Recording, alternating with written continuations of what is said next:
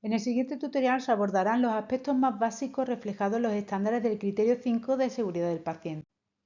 La seguridad del paciente es un aspecto irrenunciable dentro de la gestión de la calidad e implica tener en cuenta una serie de cuestiones que hay que ir trabajando en nuestras instituciones de salud. Hay que crear culturas de seguridad entre los profesionales. Si los profesionales no se implican, difícilmente se podrán instaurar buenas prácticas en seguridad. Es un ámbito en el que hay que aprender de la experiencia, no hay que ocultar los errores, sino que hay que aprender de ellos para que no se vuelvan a repetir o se repitan lo menos posible. El ámbito de la formación es importante igualmente. Hay que afrontar los incidentes de seguridad cuando ocurren, porque ocurren todos los días, no existe el error cero y hay que gestionarlos para aprender. También bien se debe tener previsto cómo se responde cuando existe un problema de seguridad del paciente, tanto si son leves como si son graves. Hay que acostumbrarse a implantar las buenas prácticas, que éstas tienen sus propios mecanismos para ponerlas en marcha. Y por último, hay que implicar a los pacientes también, en un horizonte algo futuro, pero que es importante que se vaya ya poco a poco trabajando en este tema. La proactividad en calidad es el fin último de la gestión de la calidad. A la hora de gestionar los riesgos potenciales de la asistencia sanitaria hay que anticiparse como en calidad.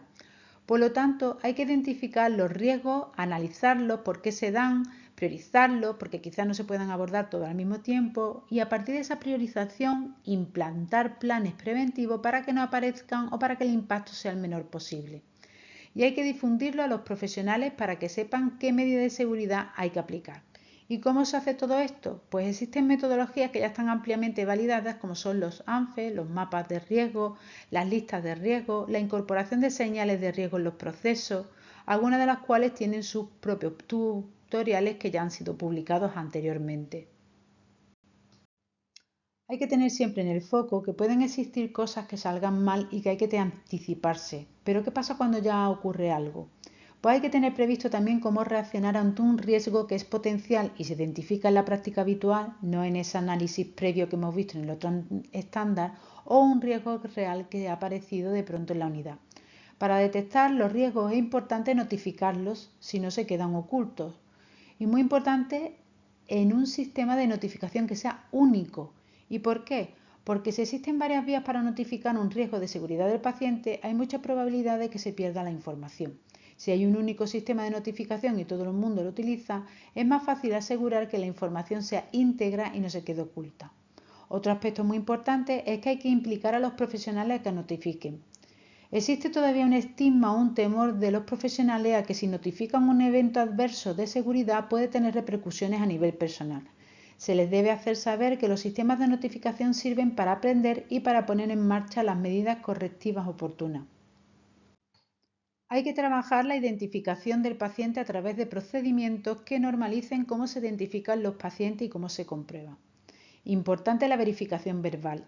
Crear cultura de que el profesional, antes de hacer determinadas intervenciones asistenciales con el paciente, compruebe de manera verbal que es el paciente correcto. Además, la unidad debería tener un plan de auditorías internas para ver la adherencia de los profesionales a los procedimientos de identificación del paciente y así conocer hasta qué punto se están aplicando los mismos. Y no solo se debe tener cuidado con la identificación del paciente como persona, sino también con las muestras biológicas. Estas deben tener los mismos criterios de identificación tanto donde se generan como luego en el laboratorio. Y para aquellas unidades que tengan incorporado una sección de laboratorio, deberán disponer de procedimientos que permitan la trazabilidad de esas muestras a lo largo de los diferentes análisis que se realicen allí. Un aspecto fundamental es el control de las infecciones asociadas a la asistencia. En este sentido, es importante que en las unidades se trabaje la higiene de manos de forma concienzuda, que estén disponibles los recursos necesarios para que haya una correcta higiene de manos y la utilización de medidas de barrera como guantes y demás. Es muy importante conocer que existen buenas prácticas en prevención de infección e implantarlas. Generalmente estas buenas prácticas estarán diseñadas a nivel institucional y cada unidad deberá aplicar las que les corresponda, dependiendo del tipo de intervenciones que hacen con el paciente.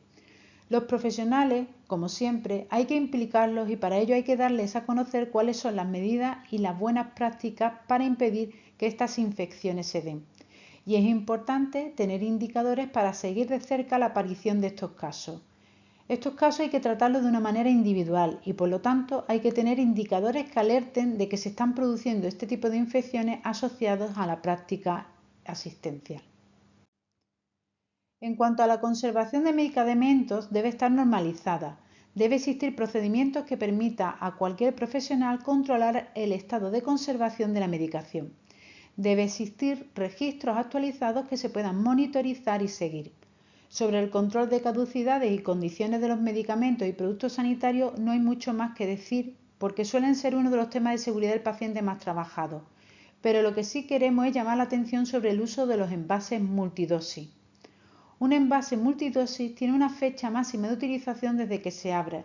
Por lo tanto, es especialmente importante rotular la fecha en la que se abrió ese envase. Y ojo con las condiciones en las que se mantiene abierto. Un ejemplo muy clásico de este tema son los envases multidosis que utilizan suero fisiológico y que permanecen con una aguja clavada. Eso es una puerta abierta a la contaminación, por lo que hay que tener especial cuidado de rotularlos para ver la permanencia máxima y mantenerlos protegidos de la contaminación externa. En cuanto al almacenamiento óptimo, hay que tener en cuenta varios aspectos. Lo primero, muy peligroso, es la medicación de aspecto similar. Si están almacenadas muy cerca una de otra, puede aumentar el riesgo de error a la hora de seleccionar el medicamento.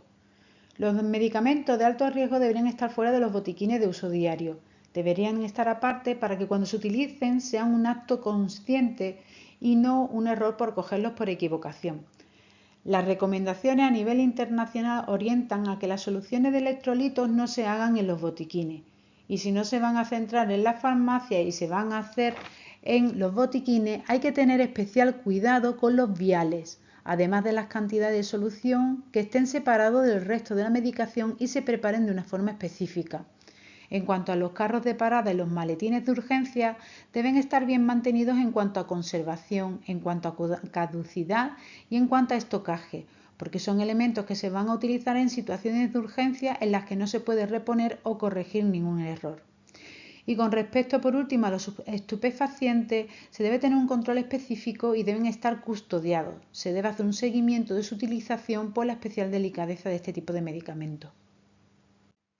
En cuanto a la preparación y administración de los medicamentos, hay que tener claro qué medicamentos se están utilizando y si alguno requiere una especial condición para prepararlo o aplicarlo al paciente. Todo esto tiene que estar protocolizado y claramente visible a los profesionales que van a aplicar dicho medicamento, además de asegurarse de que se está aplicando las condiciones en las que debe hacerse. Hay que crear cultura de comprobación de los etiquetados, sobre todo de las preparaciones que provienen de farmacia. No hay que dar por supuesto que todo viene bien. Se debe comprobar los etiquetados de las mezclas intravenosas, de las alimentaciones, etcétera, para verificar que son las correctas. Y cuidado con las jeringas orales. Es fundamental que se utilicen jeringas orales específicas, ya que hacen imposible la conexión con una vía periférica, erradicando el riesgo de aplicar nutrición por la vía que no es la enteral, lo que puede suponer un riesgo de muerte en el paciente.